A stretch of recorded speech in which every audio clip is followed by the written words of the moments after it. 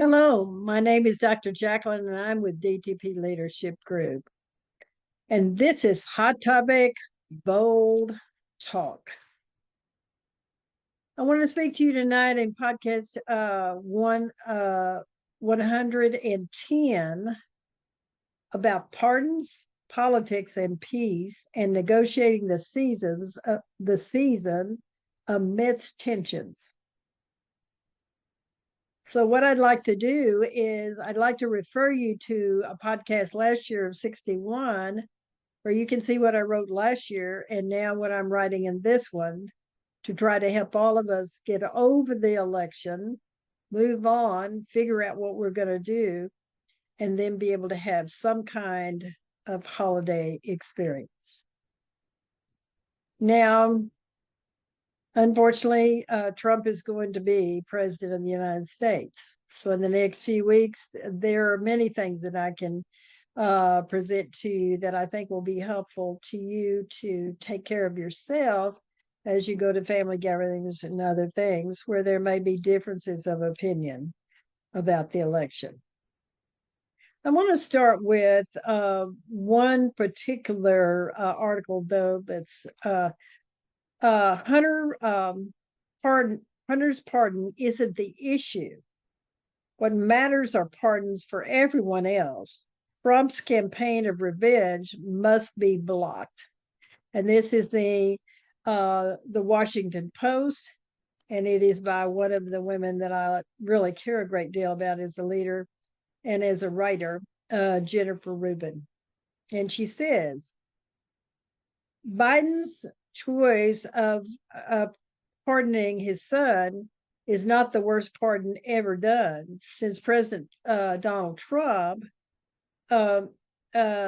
sparing in law, pardoned Charles Kushner, Michael Flynn, and the sheriff Joe Esparro, to just name a few.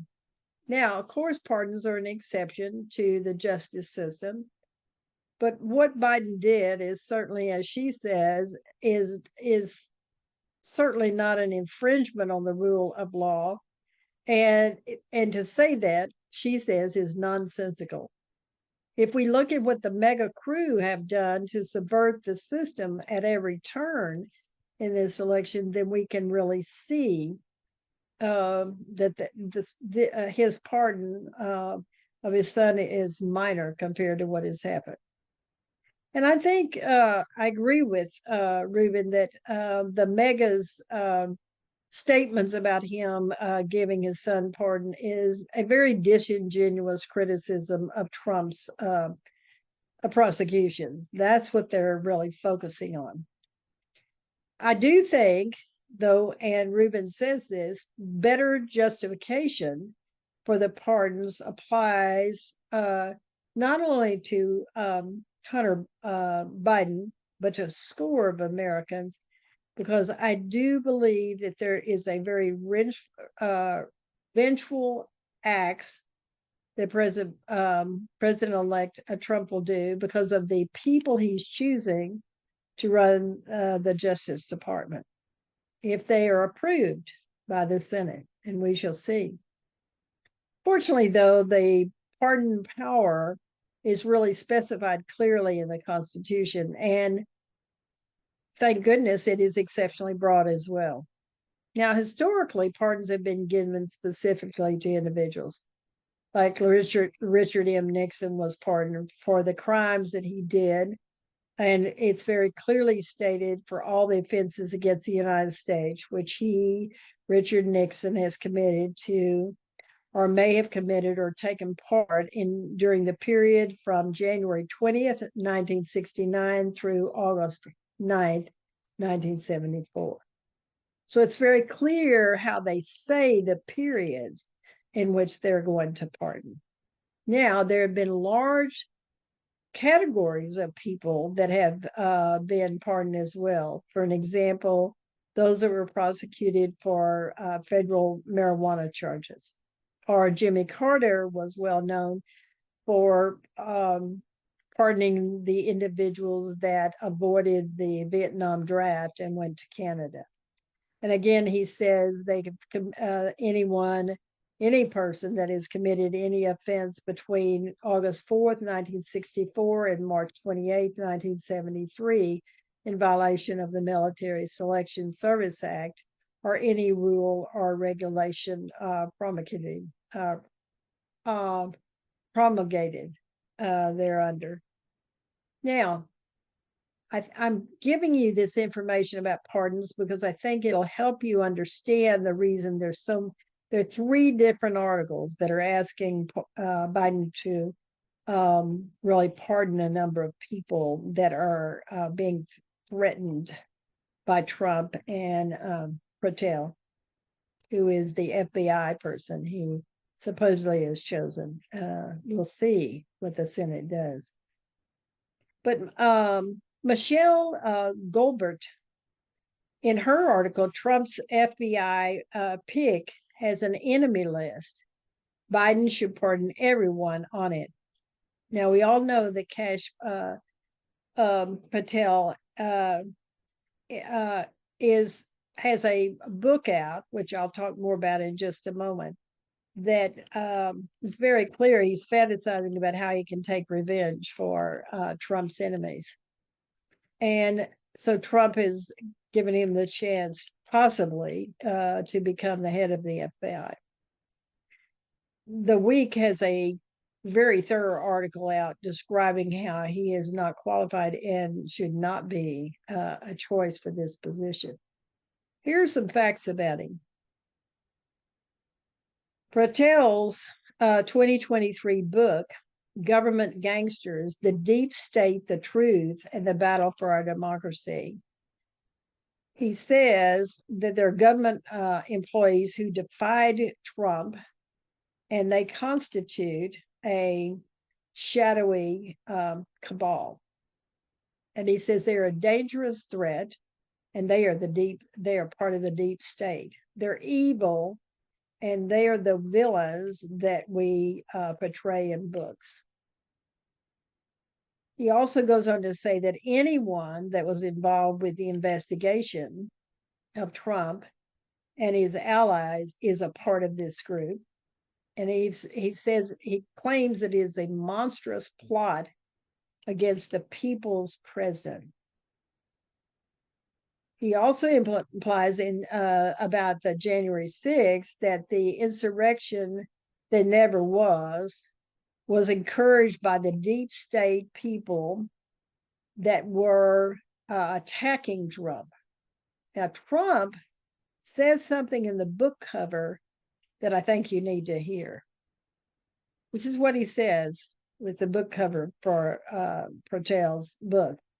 We will use this blueprint to help us take back the White House and remove those gangsters from the government.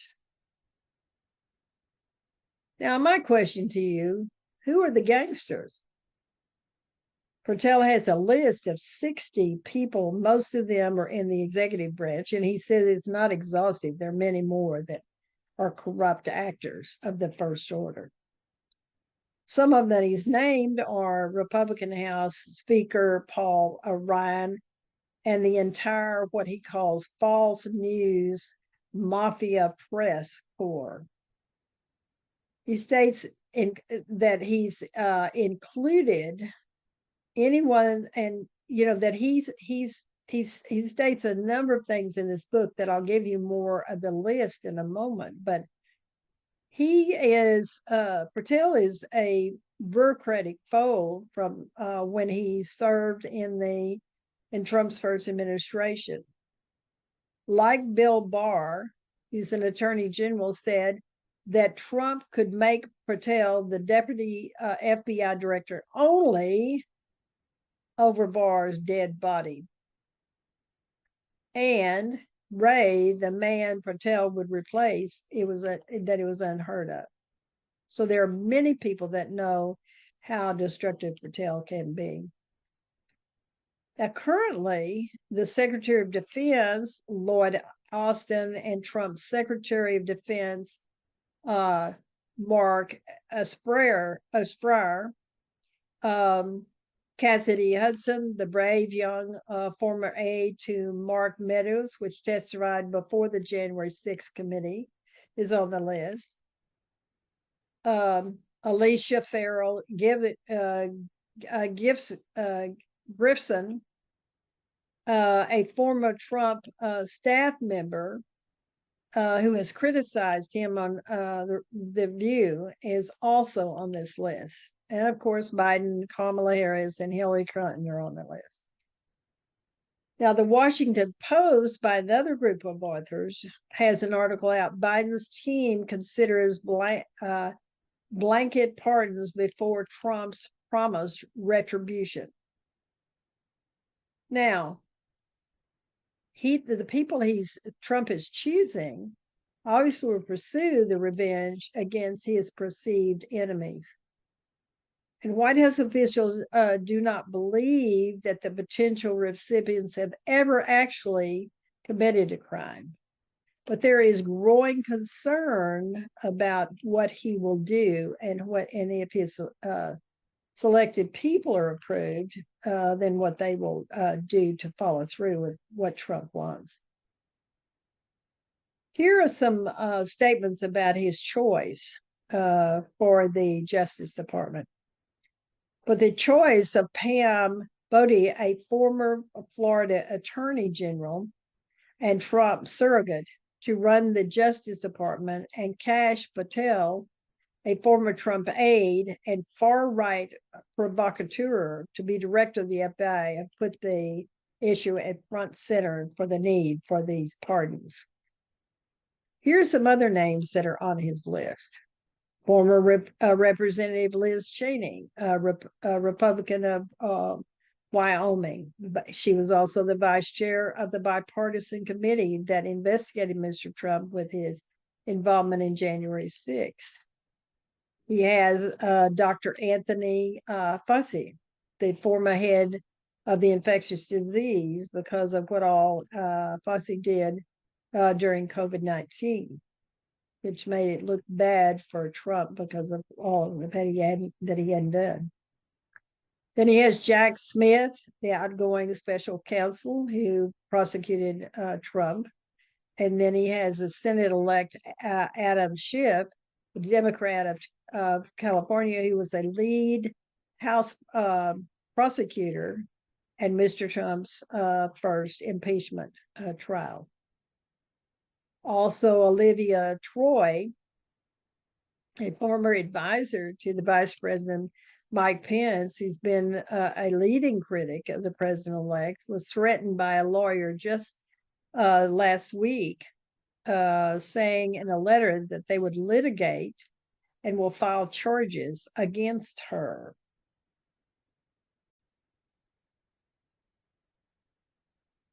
So this woman who was interviewed on television, really criticizing what Trump had done, she says, "I haven't committed a crime, but all I've done is to tell the truth. I've not done anything wrong, and I haven't committed any crime." And then I get this letter from Patel's lawyer. She says, "This is extremely complicated. What they want me to do is to retract my criticism that I gave during the television interview. And this is an unprecedented time we're in, that it makes it very hard." And she's talking about it makes it very hard to tell the truth. These are the words of Trump himself, that if you haven't heard him, this is what he said in many different areas of media. He has said on social media that Ms. Cheney should be prosecuted for what she has done to our country, and that the whole January 6th committee should be prosecuted for their lies and, quite frankly, treason. He has promised to appoint a real quote special prosecutor to go after Mr. Biden and his family. He has suggested that General Mark Milley, the retired chairman of the Joint Chiefs of Staff, deserved execution, because he's the one that really gave details about the insanity of Trump and him not being an appropriate candidate for the presidency. He has said that Letitia James, the Attorney General of New York, who won a $450 million judgment against him for his business fraud, and then Justice Arthur Engoron, who presided over the trial, should be arrested and punished. He shared a post saying that the police officers who defended the Capitol on January 6th should be charged, and the protesters should be freed. And he said that Mark Zuckerberg, the founder of Facebook, does anything deemed illegal, he will spend the rest of his life in prison. Now, Paul Rosenwig, a Homeland Security official under President George W. Bush, and he was special counsel to the independent counsel, Ken Starr, in the investigation of President Clinton. And he says Trump and Patel's threats of prosecution are real and persecution. He says, Biden has a moral obligation to defend all those who risk their livelihood for him and protect them as best he can from Trump's authoritarian impulses. He should issue pardons for them. Some Democrats have echoed this. They've said they are targeting law enforcement officers, military personnel, and others who have spent their lives protecting this country. And Representative Brandon Boyle of Pennsylvania has said in his statement, these patriots shouldn't have to live in fear of political retribution for doing what was right. Now, there are many opinions from all three of these articles, but I'd like to present the final comments of the three articles by talking about what Rubin ends her article with. Trump's announced threats of vengeance against an array of Americans whose only crime was seeking to hold Trump accountable need to be pardoned. Protecting the potential targets of a wrathful president would serve the interests of democracy, effectively short-circuiting Trump's revenge agenda. If Biden's mercy extends beyond his son, his pardons may be seen as more high-minded and politically savvy, namely limiting Trump's reign of vengeance. Now, I've spent years going through elections. I'm 82, but don't you kid yourself, I'm not old. I'm a very active and vibrant woman that will stand for things, or I wouldn't be talking about it in my podcast, because I believe in human rights. I believe in social justice, and I will take every effort I can to stand firm with our democracy. I know a number of people that will as well. So in the podcasts that follow, I'm going to give more information about what you can take and consider for your own information. And then I'm going to give you some things that I've learned over the years in each of the podcasts I'm going to be doing that will help you and your family to move through the holidays. And I hope that you will apply each of these, because I think they will be extremely helpful. So I found an article which I think it calmed me down when I read it. It's called What's Next? Activists on How to Move Past the Grief of Defeat. How to take care of yourself, mental health, and regain a sense of purpose after the election. And it's by Heather Kelly in the Washington Post. And I want you to hear one of her stories that she tells about a a woman that is fascinating to me. It's Kylie Sunderland, who is the legal service director for If, When, and How, a nonprofit abortion and reproductive legal rights group. Because she helps to make it through our repo legal headlines and helpline that she runs. Now here's Kylie. The day after the election, she shuffled her kids to school. She ate a bowl of oatmeal and then logged on, and she started helping people to navigate abortion laws throughout the country. And this is what she says.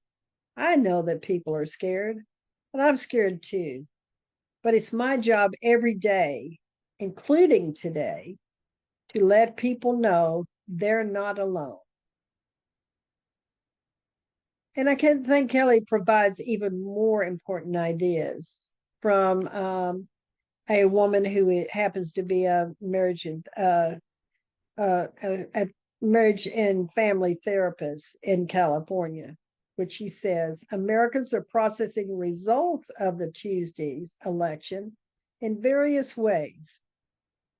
There are those that supported President-elect Trump. There are others are disappointed in other results that came from the election, and they feel angry and energized. Or some are just flat tired and exhausted and sad and just want to disassociate from what's happening. Some people who did support winning candidates or didn't vote may be struggling with what their choices were because they are different from their family members and what their family members decided in this election.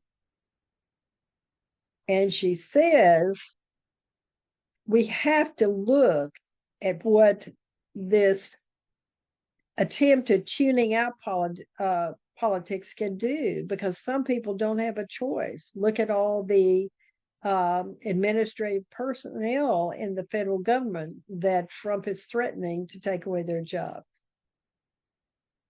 We also have reproductive, immigration, and climate change concerns that we have to move forward on. And these are the things that we need to think about after this election and determine where we need to be. Now, in this article, they have some excellent points, which I want to present to you. Well, the first thing they say is balancing your self-care with resistance and action. I know each of you that are listening to my podcast are interested in politics, or you wouldn't even be listening to my podcast. And what I want to suggest to you that is given in this article, but I've also found valuable myself, is I have to balance self-care with my resistance and action in order to move forward. I am not going to spend the holidays allowing my mind to be poisoned by what happened in this election. I'm going to look for the causes that I can support after the holidays. But for now, I'm going to simply give you some information and finish a lot of my podcasts in the next week or so and get them programmed for the rest of the year so that I can relax and enjoy the holidays with my family. Now, I'll admit, anger is a draining feeling, and I certainly had some anger. But I also think anger can be a very powerful feeling, and it can cause us to take action. And this article suggests things like this. We all can protest. We can run for office. I noticed an email today asking who would be willing to run for office, and there's a central office for the Democratic Party that's looking for people and people to support. Fighting legislation in courts, organizing or protecting vulnerable people.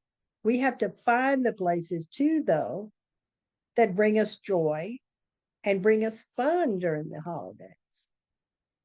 There's really a remarkable story about Mary Ellen Hincapie. And I want to tell you what she's done.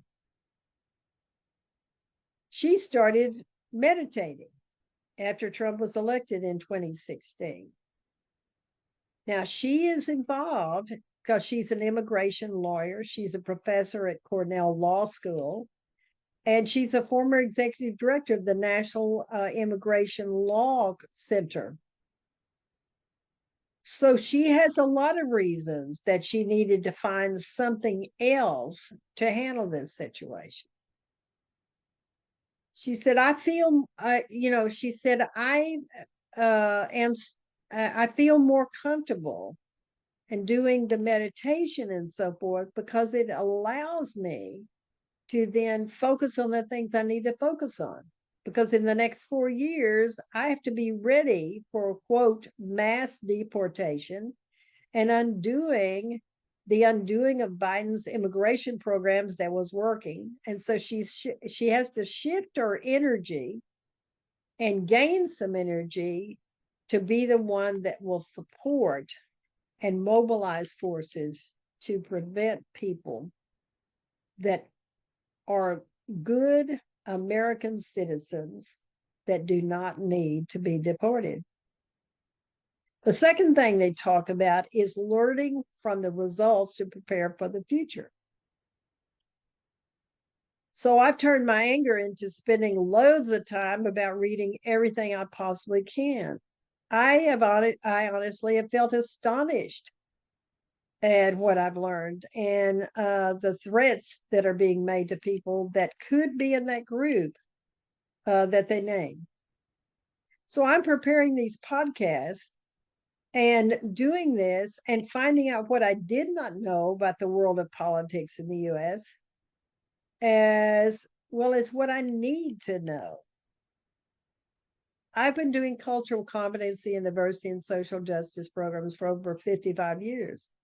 I feel stunned at the blind spots that we as Democrats had about the people and their view in America. And I feel more comfortable with the unpleasant truths I'm discovering. And I'm not staying in my anger and disappointment and disgust and dismay I felt the day of the election.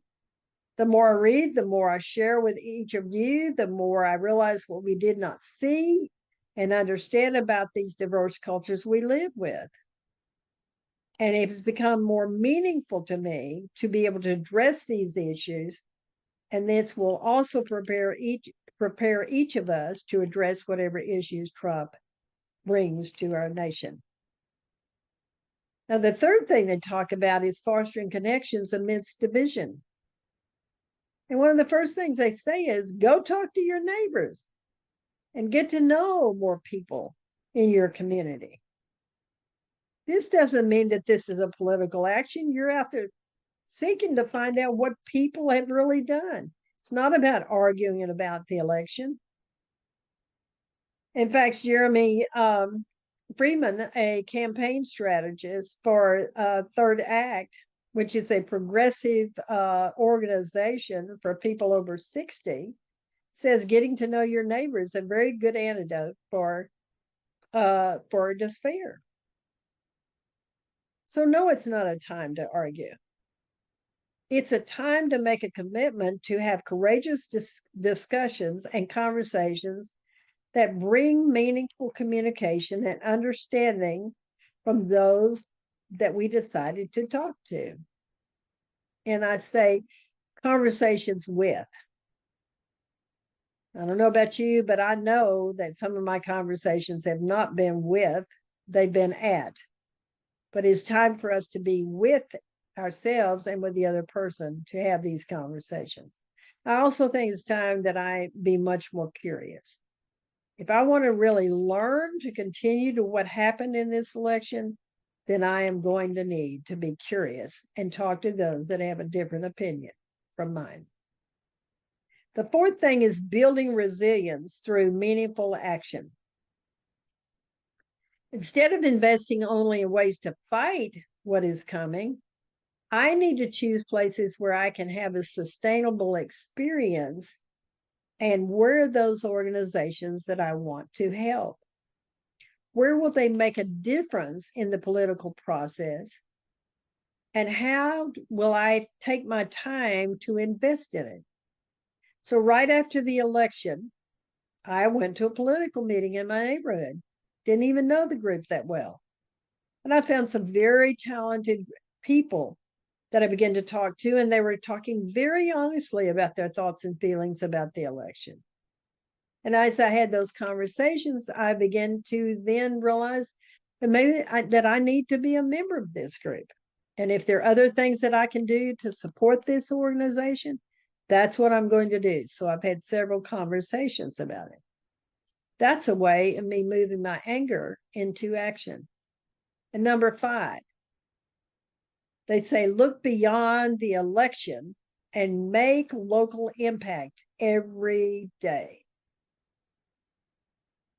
Electoral work is only part of how people can change their community and their country. And that's what these activists are saying in this article. There are many ongoing opportunities that we have that are not every 4 years, they're every day that we can have an impact on what's going on in our community. I know for a fact that our food bank needs help in Houston, and this includes our local schools and public libraries, because there are things that are being threatened to our public libraries, which I dearly love and support. So I'm going to find ways to support it. There's also a site that they mention, which is Volunteer March. Volunteer March. And it gives you a chance to look at organizations or opportunities they may match your interests. But some of the greatest impacts that we can get involved in are something with the schools, the school board, or the local issues that come up for us. And if we look at these and we overlook them because they're not flashy, then we really have not found the sustainable impact that we can have. And I think there are many of those things where we can have a sustainable impact. So I want to end this by saying to you, as we navigate through the challenges this election has brought, it is vital to remember that we are not powerless. You and I have the ability to balance our self-care with action. We can embrace the lessons from the reality, and we can face and build stronger connections within our community. By choosing sustainable ways to help and focus on making meaningful changes at the local level, we can create ripples of impact that outlast the headlines. So let's this holiday season be a time not only to recharge, but to recommit ourselves to the causes we hold dear. Together, you and I and all the rest in this country that want to do something, we can find peace amongst discomfort, and we can continue to work together for a more equitable and just future. And that's what I believe that we can do. Thank you for listening.